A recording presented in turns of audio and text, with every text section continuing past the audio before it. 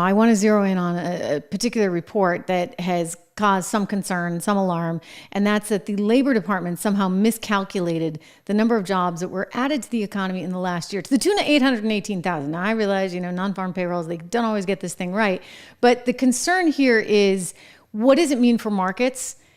Could it actually be good news for markets? What does the Federal Reserve meeting in Jackson Hole, Wyoming do with this information at this point in time? Your take. Yeah, so it's been a pretty turbulent August so far, and it's funny, I was just looking at the chart. You go back 2 weeks ago, the market was basically bottoming out and traded off about 10%, and this was in the wake of a weak jobs report. If you recall, it was just about 2 weeks ago, and then we had that development with the yen carry trade, which kind of accentuated the selling pressure. But now here we are with the S&P basically almost back to its mid-July highs. And it's on the heels of this revised downward jobs report, non-farm payrolls, which suggests labor market weakness, which might be a little bit confusing since it was labor market weakness that sent the markets down in the first place. Right. But Right. It's like that's Alice in Wonderland, like what's down is yeah. up and up is down. And, it's through the looking glass, so to speak. Yeah, absolutely. Lose, be careful. But I think the narrative now is we're the market's interpreting this as the foundation for rate cuts, and Okay. it's getting excited about rate cuts, looking for clues tomorrow at Jackson Hole for what Powell might have to say that would sort of indicate that. So the market is getting excited. Gold is reflecting lately this week, breaking through 2,500 and sort of pressing all-time highs, reflecting this idea that we're still kind of in an inflationary environment, but due to the declining employment picture, we're headed into a rate cutting environment, which is very favorable for gold and other inflation sensitive assets and stocks generally. I want to dive in a little bit deeper. We are getting quite a tune in here to the live broadcast. Some of our favorite folks here. Michael, good to see you. He wants to just shout out hello to both of us. And of course to our good friend Don Baca, who's always working hard to help build certainly the Trish Regan channel and as well the 76 channel. So thank you for that. And cheers to you in Prague. It's got to be quite late there, Don. Let me ask you though, okay, so you've got this scenario where the economy may have faltered more than anticipated. I mean, I think to a certain extent, investors have baked part of that in. And what's bizarre about all of this is that actually it could lend a helping hand, if you would, to markets. Now, we may be just postponing the inevitable, right? Because the fear, of course, is that you're going to drive more inflation.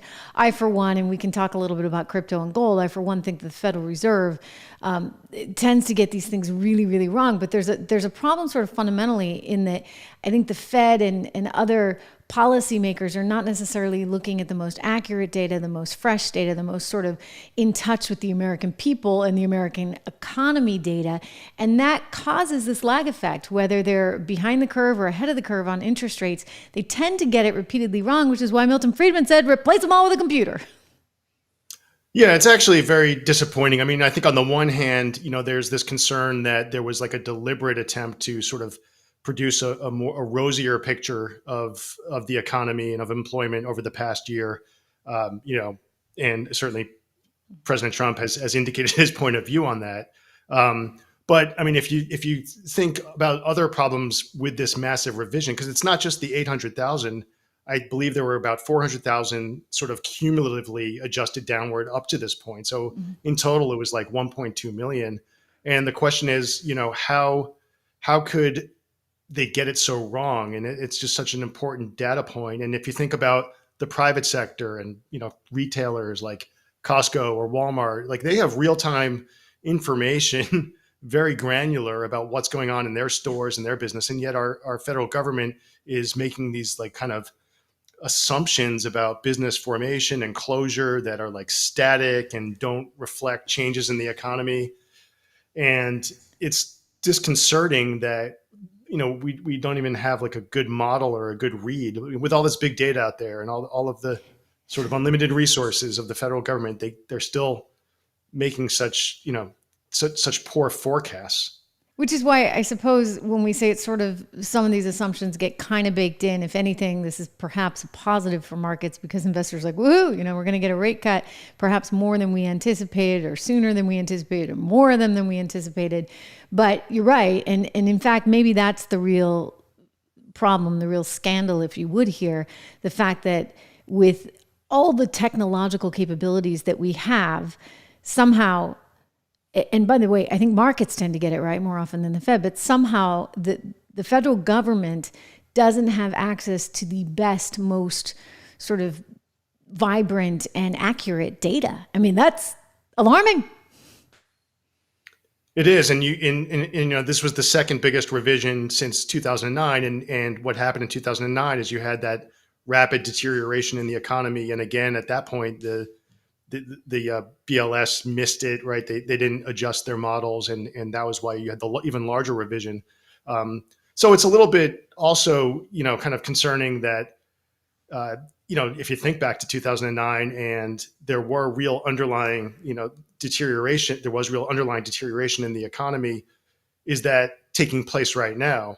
This economy a lot less healthy than people have thought it to be, and that's what's really driving this idea that we're going to get 3 or 4 rate cuts this year, as much as a percent.